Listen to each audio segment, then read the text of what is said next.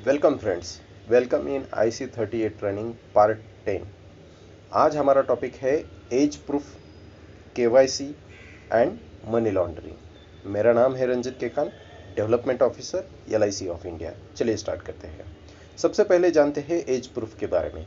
देखिए, as proof में ना दो चीज़ें रहती है। एक रहेगा आपका स्टैंडर्ड एज प्रूफ, दूसरा रहेगा नॉन स्टैंडर्ड एज प्रूफ। मैं आपको बताना चाहूँगा कि एक क्वेश्चन इस पे आएगा ही, ठीक है। आपको बताया जाएगा फॉलोइंग में से कौन सा स्टैंडर्ड एज प्रूफ नहीं है, ठीक है। एक क्वेश्चन पूछा जाएगा कि इसमें से, नीचे ऑप्शन जो दिए हैं, इसमें से कौन सा स्टैंडर्ड एज प्रूफ नहीं है, ठीक है। तो आपको ये लिस्ट याद रखना है दोस्तों। देखिए यहाँ पे ये आपको याद रखना है। नॉन स्टैंडर्ड एज प्रूफ कौन से है? हॉरोस्कोप, ये नॉन स्टैंडर्ड एज प्रूफ है। रेशन कार्ड, ये भी नॉन स्टैंडर्ड एज प्रूफ है। अगर आप कोई सेल्फ डिक्लेरेशन दे रहे हो, ठीक है, एफिडेविट करके सेल्फ डिक्लेरेशन दे रहे हो कि मेरा ये डेट ऑफ बर्थ है, तो ये क्या हो जाएगा? नॉन स्टैंडर्ड एज प्रूफ हो जाएगा दोस्तों। और सर्टिफिकेट फ्रॉम विलेज पंचायत, ठीक है, जो भी आपका ग्राम पंचायत वगैरह रहेगा, तो इसका जो सर्टिफिकेट है ये भी नॉन स्टैंडर्ड एज प्रूफ में पकड़ा जाएगा। अभी ये चार छोड़ के बाकी सारे क्या हो जाएंगे? स्टैंडर्ड हो जाएंगे आपके, ठीक है। तो स्टैंडर्ड में कौन से है? देखिए दोस्तों, यहाँ पे स्टैंडर्ड एज प्रूफ में स्कूल लिविंग सर्टिफिकेट, ठीक है, जो भी स्कूल में जाता ही है तो उसका स्कूल लिविंग सर्टिफिकेट आ जाएगा, स्टैंडर्ड एज प्रूफ बन गया। Passport definitely standard age proof है। पैन कार्ड, सर्विस रजिस्टर, ठीक है, जो भी जॉब करते हैं ना उनका सर्विस रजिस्टर, लेकिन इतने करने की ज़रूरत नहीं, जो जॉब करेगा उसके पास पैन कार्ड ये और ये स्कूल लिविंग सर्टिफिकेट रहेगा ही। नेक्स्ट है सर्टिफिकेट ऑफ बैप्टिज्म, ठीक है। बाद में certificate extract from family Bible, ठीक है, if it contains the date of birth, ठीक है। ये सब आप याद रखिए कि ये सारी चीज़ें भी किस में आती है? स्टैंडर्ड एज प्रूफ में आती है। ID card in case of defence personnel, ठीक है, जो भी डिफेंस में काम करते हैं, आर्मी में वगैरह, नेवी में काम करते हैं, तो उनका ID कार्ड। और मैरिज सर्टिफिकेट भी हम लोग कंसिडर करते हैं if for Roman Catholic church, ठीक है। इनका भी क्या रहेगा?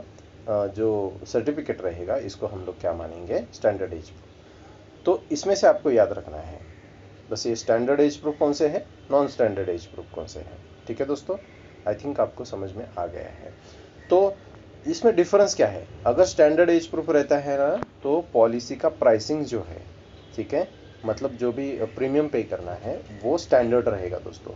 और अगर नॉन स्टैंडर्ड आप एज प्रूफ लगाते हो तो आपका प्रीमियम बढ़ता है, ठीक है। थोड़ा सा ही बढ़ता है, बहुत ज़्यादा नहीं बढ़ता है, लेकिन थोड़ा प्रीमियम बढ़ जाता है दोस्तों। तो इससे अच्छा है कि ये जो है school leaving certificate, passport, pan card तो सभी के पास रहता है, आधार कार्ड सभी के पास रहता है, ठीक है। तो ये चीज़ें हम लोग as a standard age proof submit करें पॉलिसी निकालते वक्त, ठीक है। नेक्स्ट है मनी लॉन्ड्रिंग। मनी लॉन्ड्रिंग क्या है? सबसे पहले आपको इतना ही याद रखना है दोस्तों कि मनी लॉन्ड्रिंग मतलब क्या? ब्लैक मनी को व्हाइट में कन्वर्ट करना, ठीक है। बस इतना ही कंसेप्ट है, ब्लैक मनी को व्हाइट में कन्वर्ट करना। और ये प्रोसेस क्या है? इलीगल है दोस्तों।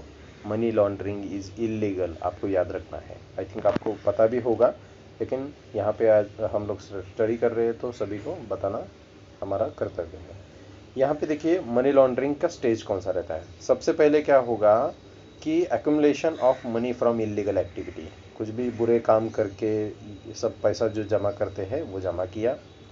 Layering, placing the money into the financial system, ठीक है, जैसे कि इंश्योरेंस कंपनी में डाल सकते हैं पैसा, या फिर मान लीजिए बैंक में डाल सकते हैं, ठीक है, ऐसी सारी चीज़ों में ये पैसा डाल देना।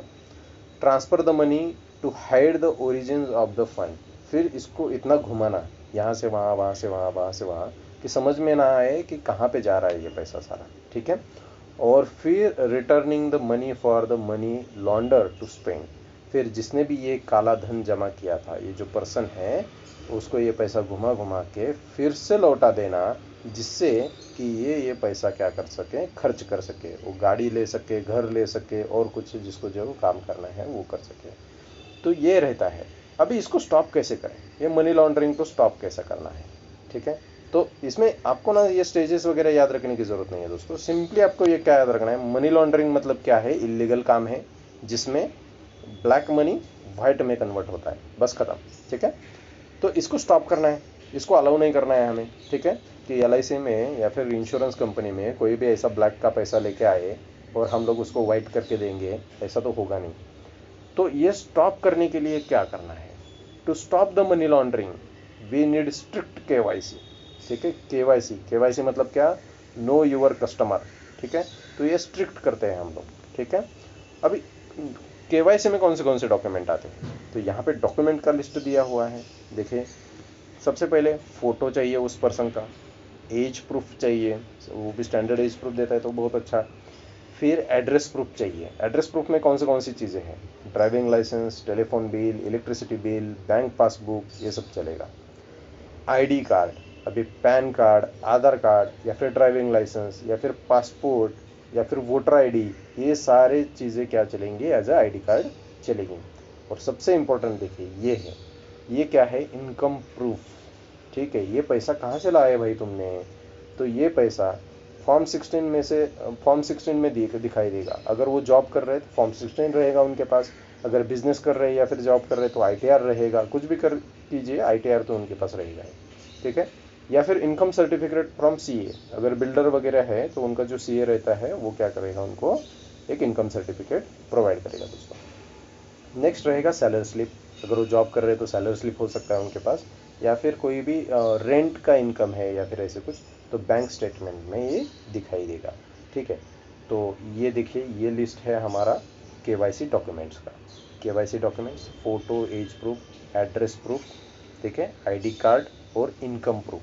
तो ये स्ट्रिक्ट करना है हमें। ठीक है, सो दैट कि जिनका भी ब्लैक मनी है वो लाइफ इंश्योरेंस पॉलिसीज के थ्रू एक वाइट मनी में कन्वर्ट ना हो जाए।